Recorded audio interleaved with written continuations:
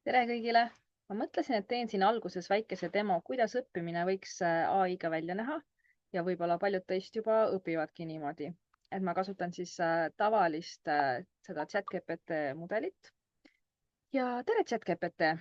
Kas kõik see, mis sa minu kohta tead, kui sa nüüd praegu mõtled selle peale, kas sa oskaksid mulle öelda, milliseid oskusi ma peaksin õppima, et veel paremini oma tööd teha, mis oleks mulle kõige kasulikum? Sul on juba tugev tehniline taust ja turundusalased kogemused. Võiksid süveneda veelgi AI ja masinõppe rakendustesse, eriti seoses turundusautomaatikaga.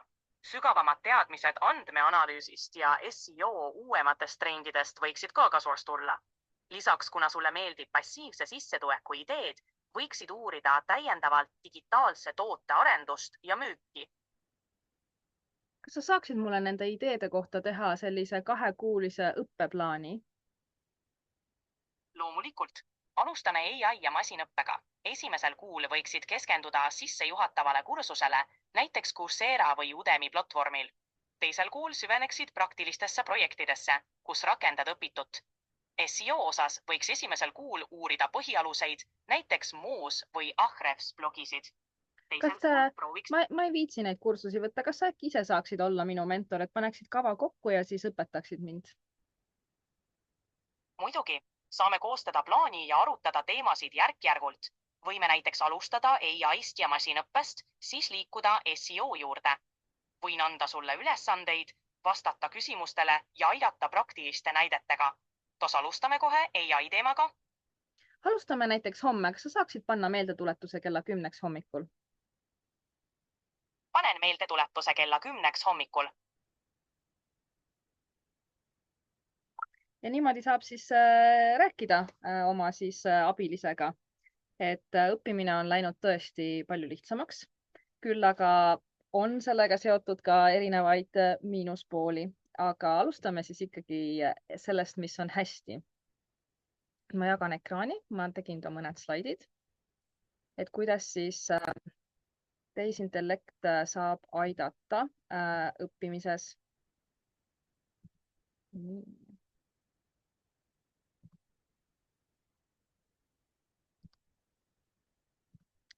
Ma ennast veidi väiksemaks.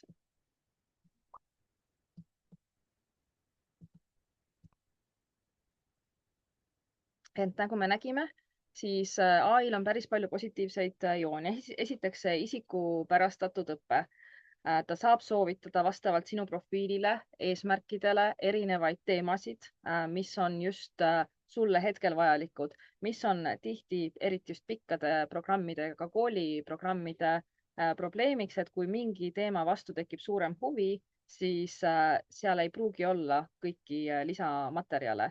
Ehk siis õppe saab ise kujundada endale sellise õppeteekonna, nagu parasjagu vajalik.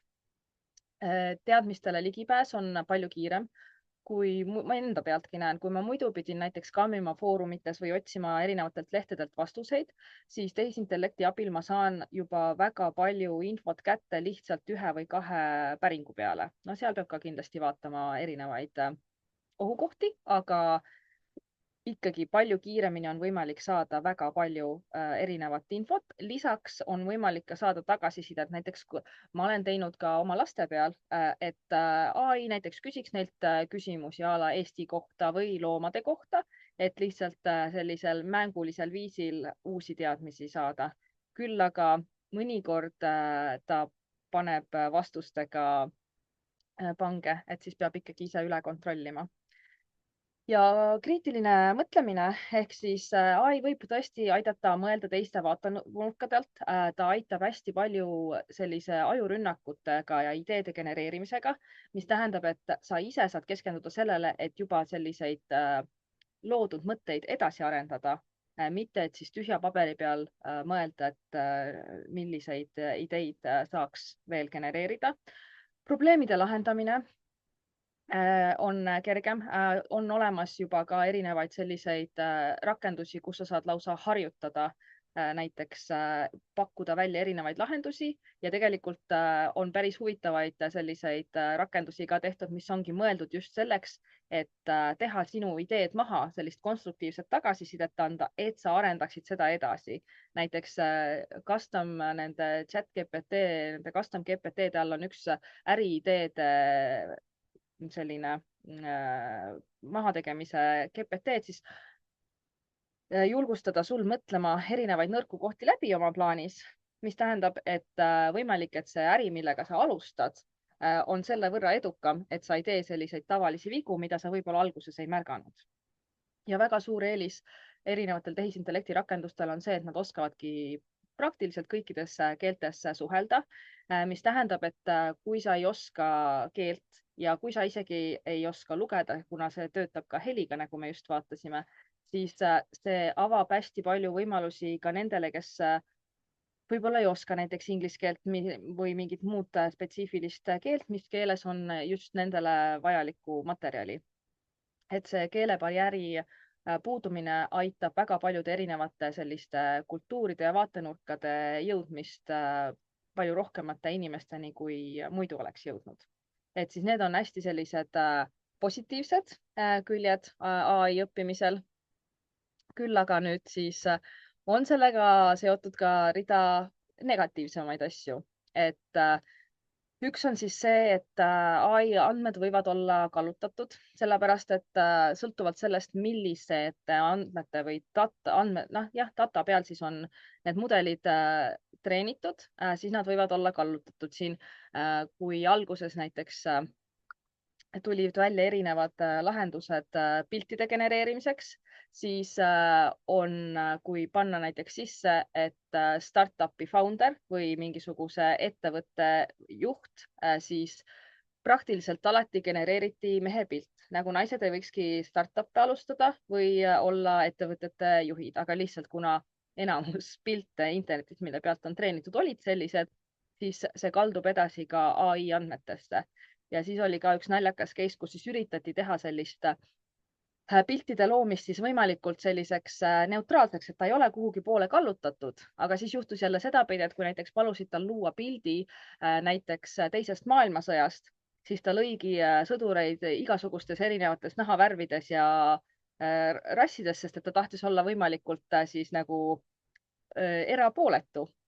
Et siis see ka jälle ei sobinud, et siis tegelikult see treeningandmete kvaliteet on hästi-hästi oluline ja alati peab siis mõtlema, et ega need vastused ei ole mingil määral kallutatud, mis siis süvendaksid mingisuguseid veendumusi. Ja tegelikult oskuste kahanemine võib ka olla, et kuigi AI annab meile hästi palju võimalusi juurde, mida me saame õppida, siis ta tegelikult võib teha ka natukene laisaks ja mugavaks. Et siin on ka õpetajatel selline väga suur nii-öelda koht, mille peale mõelda, et kuidas anda ülesandeid koolis, et need ei oleks AI-ga väga lihtsasti tehtavad, aga AI kasutamist ei saa ka täitsa ära keelata, mis tähendab, et ülesannete püstitused peavad olema hoopis teistsugused. Nad peaksid juhendama siis õpilasi kasutama AI-d seda kui tööriistana, mitte et sa lihtsalt kasutad seda nagu kalkulaatorina niimoodi, et saad vastuse teada, vaid et nad kasutaksid seda mingite ülesannete lahendamisel, aga et nad peavad ka ise mõtlema ja vaatama, milline vastus on õige või analüüsima seal erinevaid vastuseid, mitte lihtsalt copy ja paste'iga tegema neid ülesandeid ära. Et ma käisin ka ühel programmeerimise sellisel sissejuhataval loengul ja seal ka see õpetaja ütles, et programmeerimist oskab ka tehisintellekt juba päris hästi teha. Küll aga kui sa lähed näiteks õppima programmeerimist ja teed kõik need alguse lihtsad ülesanded ära ChatGPT-ga, siis mingist hetkest sa ei saa enam ise aru üldse, mis toimub, millised ülesanded on, sul ei ole põhitõed selged, mis tähendab, et kui ülesanded lähevad raskemaks ja ka chat hakkab seal vigu tegema või see AI, siis sa ei suuda seda kontrollida, et mis seal on valesti või enam suunata. Ehk siis mingisugused oskused tuleb ikkagi ise läbi teha, aga AI aitab siis neid oskusi kiiremini saada. Et päris nagu nii-öelda lühiteeks või shortcut'iks ka seda kõiges kasutada ei saa, siis igasugune andmekaitse, mulle tundub, et inimesed ei ole tegelikult siiani veel 100% aru saanud, et ükskõik, mis infot nad panevad kuskile erinevatele platvormidele ja tehisintellekti tööriistadesse, need ju salvestuvad kuskil serverites, noh, välja arvatud siis juhul, kui sa kasutad mõnda ai-d, mis sa siis enda arvutisse oled installinud. seal siis tavaliselt jääb piiranguks see, et sul võib-olla ei ole nii tugev riistvara, mis selle välja veaks, aga andmekaitse, et sa kunagi ei tea, kus kohas neid vestlusi võidakse kasutada erinevate mudelite treenimiseks. Kindlasti ei ole kasulik panna mingisuguseid isikuandmeid, ma ei tea, ärisaladusi, midagi, mida sa ei taha, et jõuaks andmetesse, kasvõi näiteks ka ChatGPT seadetes. Kui te vaatate, seal on olemas eraldi selline koht, kus saab välja lülitada selle, et sinu vestlusi ei kasutataks edasiste mudelite treenimises, sest võimalik, et keegi siis saab sinu sisestatud andmeid näiteks mõnes chatis vastusena või mingisuguseid erinevaid kombinatsioone sellest. Küll aga näiteks seda ei saa välja lülitada, kui sa kasutad tasuta versiooni. Vähemalt praegu võimalik, et see tuleb. Et siis kindlasti peaks vaatama erinevate platvormide neid kasutustingimusi ja isegi siis, kui seal on kirjas, et nad ei kasuta sinu andmeid mingiteks treenimisteks või et need on kuskil eraldi, siis ikkagi kõik asjad, mis on kuskil internetis, on ikkagi kättesaadavad ja seal, isegi kui see platvorm on korralik ja teeb nii, nagu peaks, siis võib ju juhtuda, et selle platvormi andmebaasidesse häkitakse sisse, ikkagi saadakse sinu andmetele ligi. Ehk siis ei tasu minna väga julgeks oma andmete või siis ka näiteks klientide andmete või patsientide andmete või mis iganes andmete jagamisel. Ja tegelikult sotsiaalsed oskused võivad ka kannatada, et kui inimesed hakkavad aina rohkem ja rohkem suhtlema oma telefonite, platvormide ja erinevate ai rakendustega, siis see ju tähendab, et väheneb see aeg, kui suheldakse üks-ühele päris inimestega ja eriti noortel oleks ju vaja harjutada, kuidas siis ikkagi erinevates olukordades suhelda, kuidas vastata, kuidas olla empaatiline, kuidas kuulata teist, kuidas aru saada, mis tujus näiteks keegi on. Seda kõike ei ole võimalik ai vahendusel õppida. Et see tuleb ikkagi praktilise kogemusega, mis tähendab, et kui nüüd väga palju selle ai-ga suhelda, siis võib tulla terve hunnik selliseid inimesi, kes siis arvutisuhtluses ja emailides on võib-olla väga sõnaosavad, aga päriselus ei suuda ennast siis korrektselt väljendada. Ja tegelikult ma panin siia lingi ka ühele uudisele, et on olemas selline ai nagu Character ai, mis siis olenevalt tabelitest, et neid allikaid on erinevaid, aga mõned allikad väidavad, et see on ChatGPT järel teine populaarsuselt ehk siis kõige suurema kasutajate arvuga tehisintellekti rakendus ja see on sisuliselt siis selline, et sa saad seal teha endale nii-öelda karakteri, omale sõbra, kellega sa saad rääkida, et kes seal teeb endale näiteks personaaltreeneri või siis reisikonsultandi.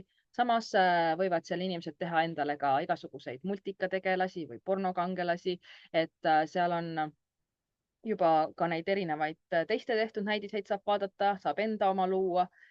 Ja siis on ka erinevaid juba kohtu case'e selle charakteri vastu, et seal, kus näiteks see karakter on siis soovitanud lapsel oma vanemad ära tappa, sest nad ei luba tal piisavalt ekraanides ja telefonis istuda.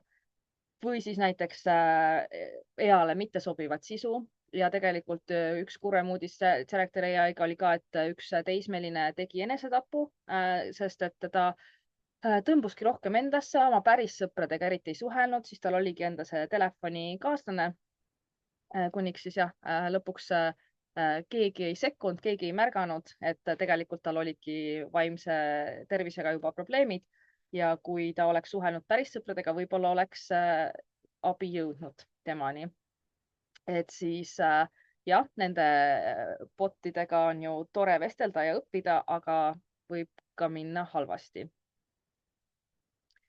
Ja siis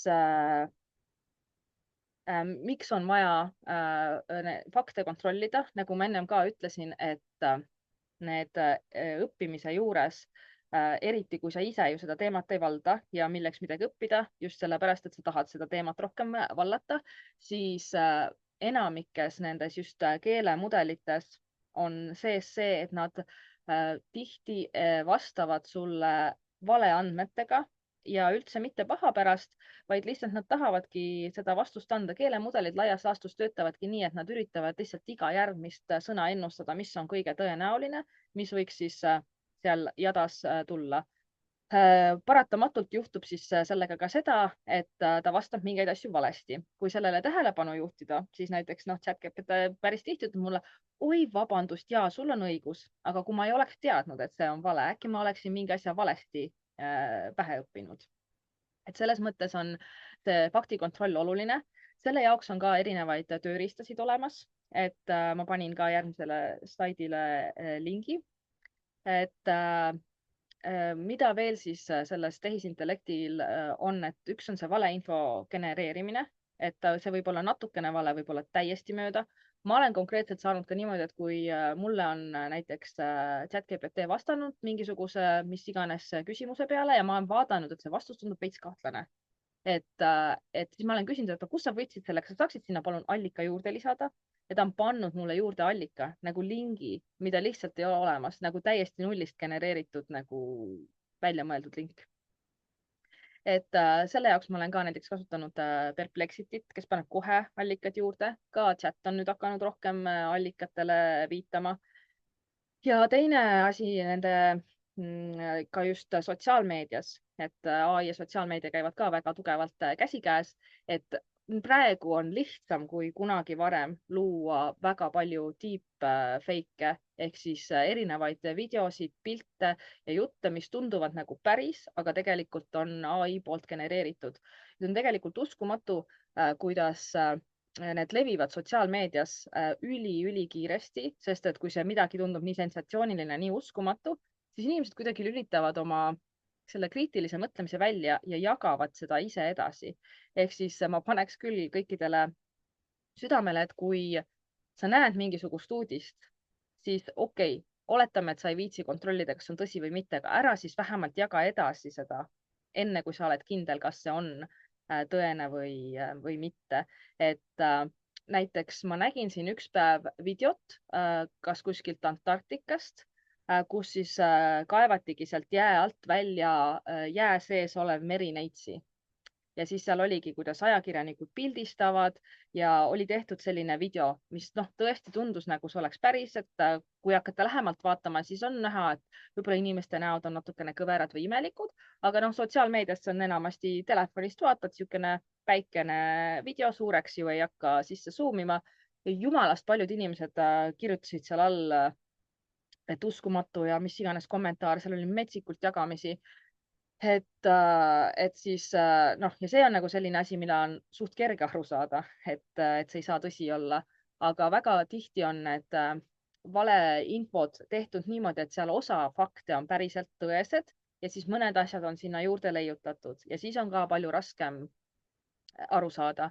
Ehk siis tegelikult see kriitilise mõtlemise oskus, et sa julged allikates kahelda ja järgi vaadata, kus midagi on tulnud või miks sa parasjagu seda sisu näed, see on kindlalt üks tulevikuoskusi, mida tuleb endas arendada, sellepärast et kui vanasti sai vähemalt video mõttes oli ikkagi väga raske teha sellist videot, mis tunduks nagu päris, siis nüüd on reaalselt võimalik isegi videos reaalajas inimesi kopeerida niimoodi, et teised ei saa aru, et see pole päris, et võite guugeldada ka, et see oli kuskil veebruaris vist Singapuris oli ühel ettevõttel videokõne Teamsis, kus siis kinnitati ka mingisugune makse ära 25 miljoni dollari peale ja siis see ettevõtte töötaja siis tegigi selle ülekande ära, saamata aru, et tegelikult ta kannab petturitele selle raha ja ta ei saanud aru, et seal Teamsi kõnes, kus inimestel on kaamerad sees ja videokõne, tema oli ainukene päris inimene, kõik teised tema töökaaslased, inimesed, keda ta teadis, olid siis seal koosolekul deepfake'id ehk siis mitte päris. Ja juba nii heal tasemel saab neid teha, ehk siis kindlasti on vaja seda kriitilist mõtlemist arendada. Ja kuidas siis neid allikaid kontrollida, on see, et alati vaadata, kust kohast see info on võetud. See, et midagi on internetis kirjas, ei tähenda, et see on tõsi. Ja erinevaid selliseid uudistesaite toodetakse praegu metsikutes kogustes. Eriti tänu AI tööriistadele on seda võimalik automatiseerida ja väga kiiresti teha, mis tähendab seda, et väga kiiresti on võimalik luua näiteks enda Delfi ja panna sinna no mis iganes uudiseid. Ehk siis ja tehaksegi, ma arvan, võib-olla te olete sattunud ka igasuguste skämmide otsa, mis siis on tehtud justkui nagu Delfi uudised ja siis seal all hakatakse mingit krüptoprojekti promoma. Et alati peab vaatama, kust kohast see allikas on, et kas see on mingi päris leht, kas see on mingisugune usaldusväärne leht. Saab minna ka näiteks ajas tagasi archive.orgis, vaadata, mis seal lehel varem on olnud seal domeenil, et kindlasti võrrelda ja vaadata neid allikaid. Erinevaid tööriistu on olemas. Siin on siis selle Propostopi link ka, kus on siis erinevaid tööriistu, millega sa saaksid kontrollida erinevaid fakte. Pildiotsingut saab teha, kus on pildid tehtud, vaadata erinevaid metaandmeid, et see on üks hea link, kust siis alustada selle õppimisega. Ja alati, kui sa näed kuskil mingit uudist või mingit sisu, siis peaks mõtlema, et kes on selle autor, miks ta peaks sellise seisukoha võtma või sellist infot levitama ja siis kuidas see levib. Tihti saab igasugustest trollide ja nendest lehtedest aru ka, et ei taheta panna päris linke, vaid pannakse uudistest screenshot'e, sest et kui seal oleks link juures, oleks palju kergem aru saada, et see ei ole mingisugune päris uudiste leht ja see on ka üks taktika, mida trollid kasutavad, et nad jagavad mingisugust uudist screenshot idega või kuidagi ja kui üks päris lehtedest, näiteks ma ei tea, Delfi või mis iganes välismaine päris uudiste sait selle üles korjab, ehk siis neil joppas, nendel trollidel nii-öelda, et see ajakirjanik ei viitsinud seda faktikontrolli teha ja paneb üles mingisuguse uudise, siis nad on kohe varmad tegema selle screenshot'e ja jagama seda edasi, sest nüüd on nende valeuudis justkui päris uudis, sest et see ilmus ju päris lehe alt. Ehk siis mõnikord võib ka nii juhtuda. Ja mida siis veel kaaluda selle AI osas on see, et tänu sotsiaalmeedia pluss siis AI kõik erinevad need algoritmid, mis soovitavad sulle sisu, on ka väga tugevalt kallutatud, ehk siis nad on personaliseeritud sinu jaoks. Mis on kõikide sotsiaalmeedia platvormide eesmärk? Nende eesmärk on see, et sa ei läheks sealt mitte kunagi ära. Ehk siis, et sa scrolliksid ja tarbiksid seda sisu, et nemad saaksid sinna vahele panna reklaami ja siis teenida selle pealt raha. Aga selleks, et sa vaataksid ja tarbiksid seda sisu, on vaja sellel platvormil näidata just seda sisu, mis sulle meeldib.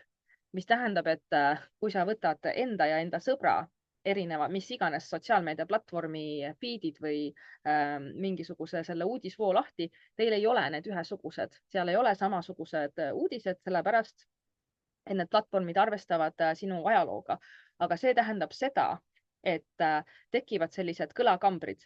Inimesed saavad iseendale teha sellist nagu ajuloputust, sellepärast et kui neil on kogu aeg täpselt sama teemaga uudised, siis neile tundub, et kogu maailm mõtleb nendega samamoodi, ehk siis neil on kindlasti õigus. Aga võtad kellegi teise telefoni, seal võivad olla hoopis risti vastupidised uudised. Ehk siis alati on kasulik vaadata erinevaid vaatenurki, lugeda uudiseid erinevatel teemadel ja mitte siis väga süvitsi kindlatel teemadel oma seda algoritmi õpetada, siis väga ühekülgselt mõtlema. Et aeg-ajalt võib ka lihtsalt oma seda vaatamise ajalugu kustutada ja tühjendada, et lihtsalt olla kursis ka teiste vaatenurkadega ja see on siis eriti, kuna noored on mõjutatavad tihti ja teistpidi ka vanemad inimesed, sest et nende jaoks on võõras see kontseptsioon, et oota, mis mõttes ma võtan Facebooki lahti ja sul ei olegi samad asjad seal. Et see on kindlasti üks asi, mille peale mõelda, et ei tekiks sellist polariseerumist ja süvenenud nagu mõtlemist just ühel kindlal teemal. Ehk siis see oskus näha erinevaid vaatenurki võib hakata tänu sellele kaduma. Nii, ja siis üks suur miinus AI juures on ka see, et okei, ta avab väga palju võimalusi õppimiseks, aga samas on ju maailmas väga palju ka neid noori ja lapsi, kellel ei ole näiteks ligipääsu internetile või nutiseadmetele, mis tähendab, et praegu on maailmas niigi päris suur ebavõrdsus ja jõukus koguneb mingi top väikese protsendi inimeste kätte, siis tänu sellele väga kiirele digiarengule see ebavõrdsus veelgi süveneb, mis tähendab, et vaesed jäävad vaesemaks ja rikkad saavad veel rikkamaks. Ehk siis tuleks mõelda selle peale, et kuidas seda võrdsustada, isegi ka näiteks meil on õpetajatest ju pidevalt puudus ja õpetajate tase on ka väga erinev. On neid, kes on täiesti AI vastased ja kes keelaksid selle ära ja on neid, kes teevad ülesandeid AI abil ja annavad ülesandeid ka õpilastele, julgustavad selle kasutamist. Ehk siis juba hariduses võivad hakata tekkima väga suured käärid, sõltuvalt siis sellest, kas õpetaja ise on ka kursis erinevate võimalustega. Ka õpetaja peab olema kursis nende erinevate ohtudega ja kindlasti tutvustama neid enda õpilastele. Ehk siis väga palju sellist harimise ja ümberõppe tööd on meil ees. Et see on kindlasti üks osa, mille peale peab mõtlema. Ja lõpetuseks siis tegelikult ma ütleks, et ei saa öelda, kas on hea või halb, aga kindlasti on suureks eeliseks see, et saab nüüd personaliseeritud ja isikupäraseid õppeprogramme teha.